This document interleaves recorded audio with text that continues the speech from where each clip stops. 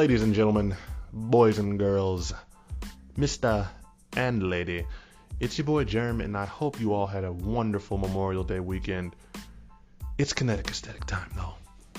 On this week episode of the weekly wrap-up, we're going to be talking about just some different stuff. We're going to be talking about some of these NBA fans and just the way they've been wilding out on the players.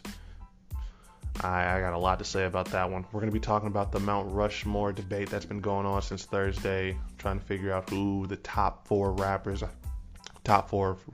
or figures in hip-hop have been. And we're going to be talking about QC, the label, quality control, just some of the different things they got going on, and just how they always manage to keep their artists, or at least keep themselves relevant. But I'm not going to waste too much of your time. I want to say once again, I hope you all had a good Memorial Day weekend. But let's get into it. Okay, so the first thing that we have on the agenda, I want to talk about. We're going to touch on this Mount Rushmore discussion that's been going on since Thursday. For those who don't know, on Thursday, Rap Caviar, the little playlist, I guess the Twitter account connected, it's pretty much Spotify. Spotify released a little tweet through their Rap Caviar account talking about who the Mount Rushmore of the hip-hop world would be for the last decade. Now, the first three spots, not really a debate. I haven't really seen anyone trying to dispute it. Drake, Kendrick, J. Cole, we all know those have been the three biggest names, the three most consistent people. Everybody knows those are the top guys. But what they did was interesting. They left one spot open with a question mark, and they asked everybody, who else is going to go on there? I've seen, and it's caused some debate, y'all. I've seen Kanye West thrown in there. Personally, I'm not going to count him just because he's already goated. He was on the 2000s against Mount Rushmore, so I don't think it's really fair to give him two. But the two other names I've seen really thrown out there, Future, Nicki Minaj. I've seen some Big Sean. I've seen some Meek Mill. Seen some other names in there, but I really think that those are the two that I want to focus on because they've got the most stake. Now, Nicki Minaj, she came out after LeBron James had said, I think it's Future. And she sort of tried to correct him. She said, I threw you the alley-oop, corrected it, said it was her name. And I see where Nicki would come through with that sort of claim and everything, but I can't really give it to her over Future. Now, I will come out and I'll admit this. I am not the biggest, I don't really check for female rap like that. Not even female. I don't check for the female rap artists just nowadays. To me, and this is to me, I want to give you all a disclaimer before anybody gets mad at me or anything. I don't listen to them as much, especially not the female, sort of hard gangster rappers. I guess I don't even want to call Nicki a gangster rapper. That's not fair to her because I don't think that's what she tries to be. But I don't listen to them as much because it's not, I listen to the lyrics. I'm just like, I can't really repeat this. Like, it doesn't apply to me. But Nicki deserves her not being in the discussion would be disrespectful. The more I thought about it, because there's been no other woman in rap over the past decade who has held it down, who's had the numbers, who's had the influence, who's had the stature that she did. So she definitely does deserve the credit. And Cardi B, all the Sweeties, Coil Rays, the Megan Thee Stallions, they're able to do what they're doing right now because Nicki held it down. And that is without discussion. She held it down for women in rap for a whole decade. She earned her props. But I just can't give it to her over Future. If you want to get real about it and you want to talk about who's been influential, it has been Super Future. It's been Hendrix. He's given us quality. He's given us influence. He's given us persona. He's given us everything that you ask for of a rap star. I mean, and this is nothing to be proud of. I just want to say another disclaimer before I say this. Juice WRLD, rest in peace, Juice. It's still sad we lost him the way we did.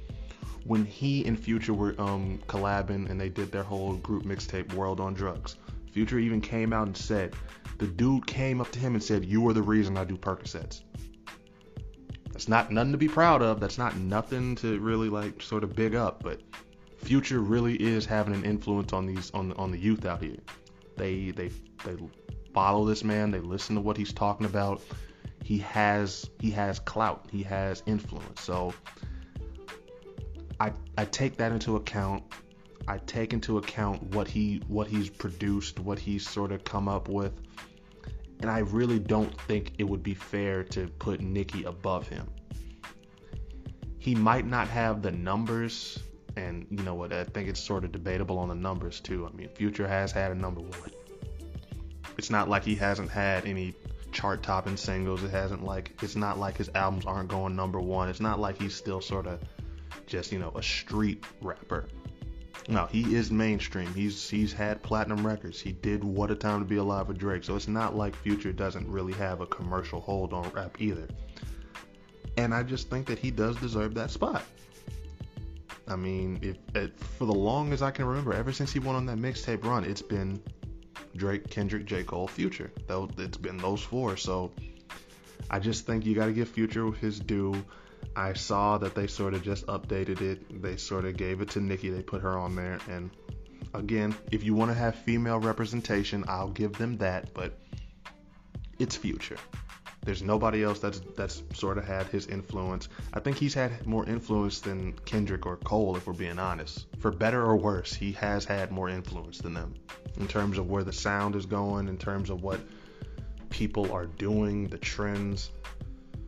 Gotta give the man his due.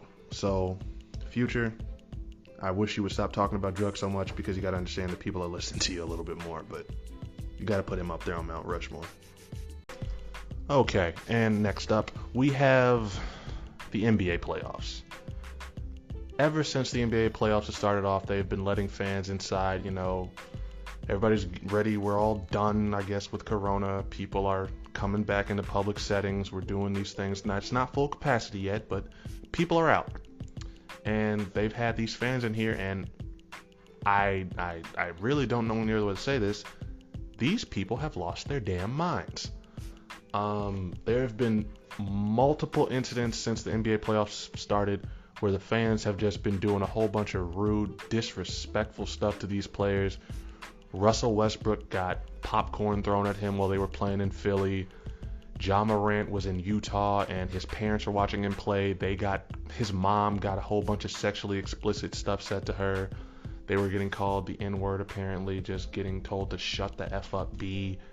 You've got Kyrie Irving pretty much just calling out Boston for a whole bunch of just racist behavior that they're sort of, and I'm not going to say that Boston is known for it, or that that's pretty much their signature when it comes to their fan base and everything across all their sports, but it's not the first time I've heard that about Boston.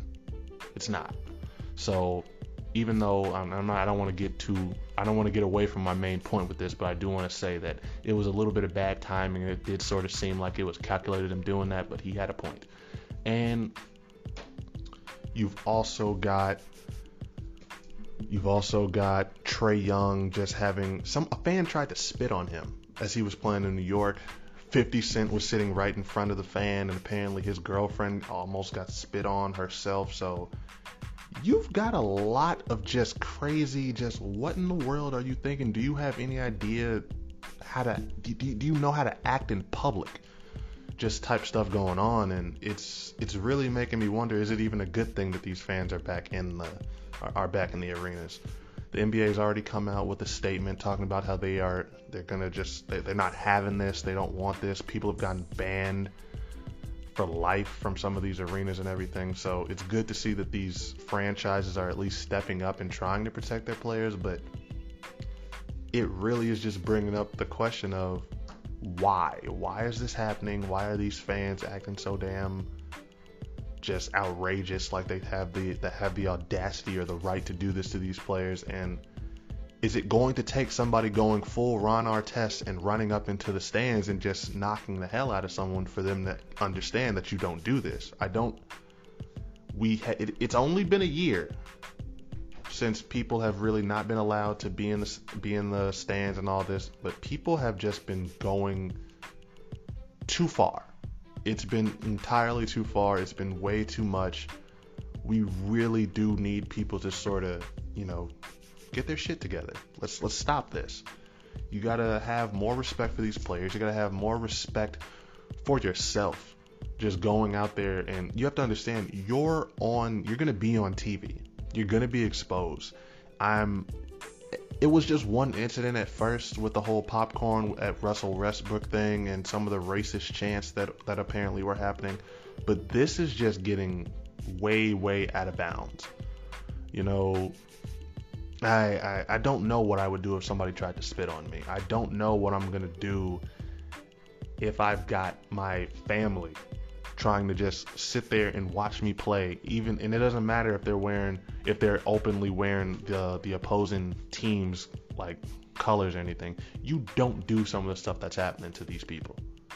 You don't talk to someone's mother like this. You don't try to spit on someone, and we really just need to do better.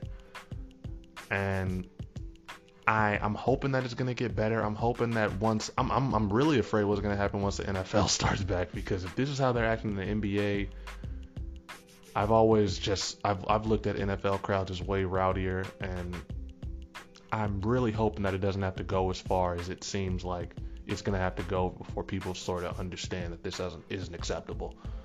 So I want to say kudos to these players for keeping their cool. I know Russell Westbrook had to be held back by like 4 or 5 security guards. Otherwise, he would have ran in there and just beat the crap out of somebody. But let's try to not make him have to do that. Let's just be on our best behavior, y'all.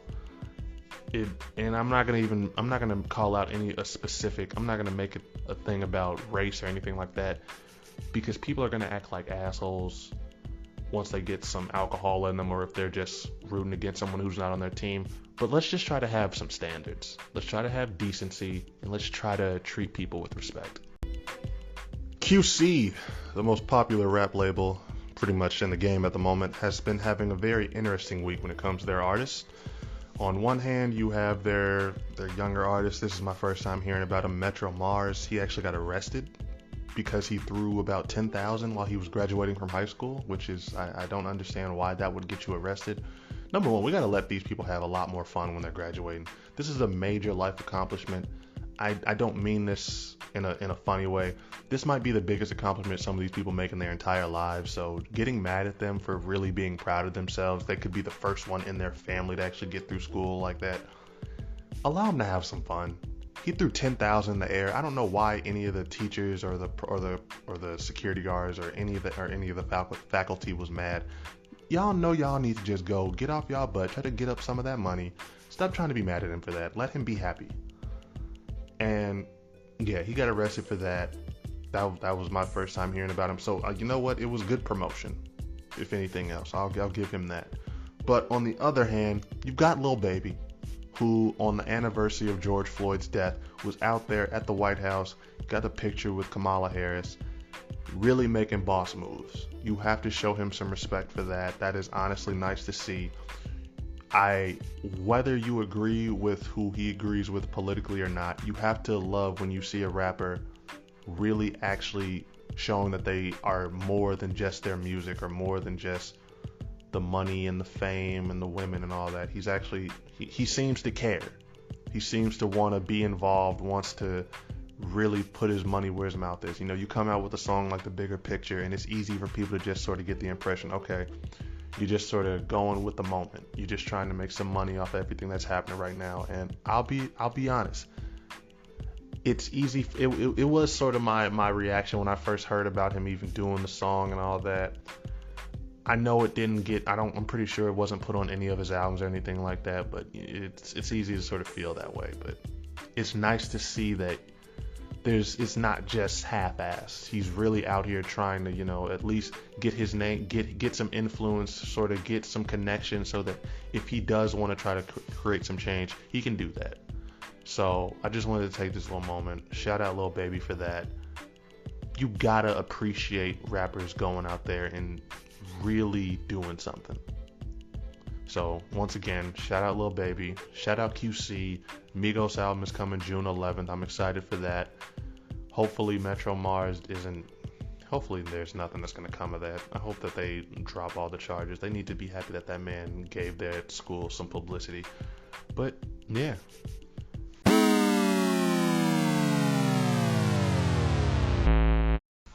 Okay, everybody.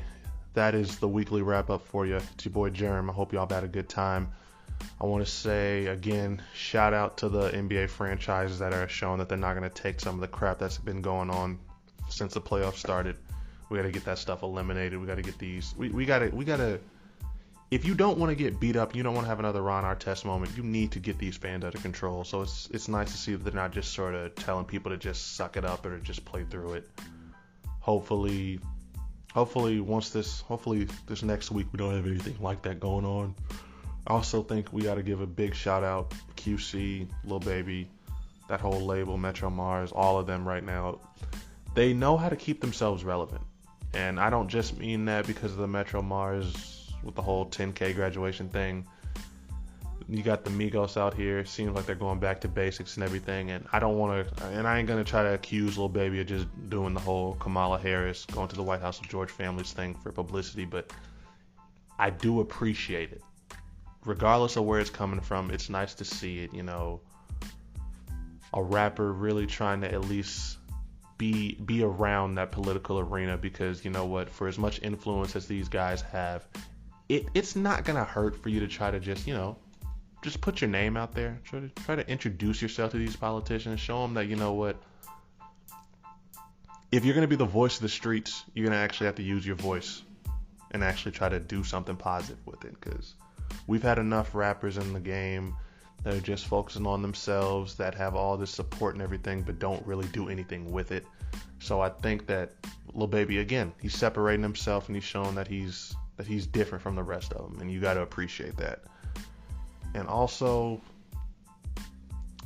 that Mount Rushmore, I still, yeah, I'm looking at this tweet right now with Nicki Minaj on there. I don't know how I feel about it.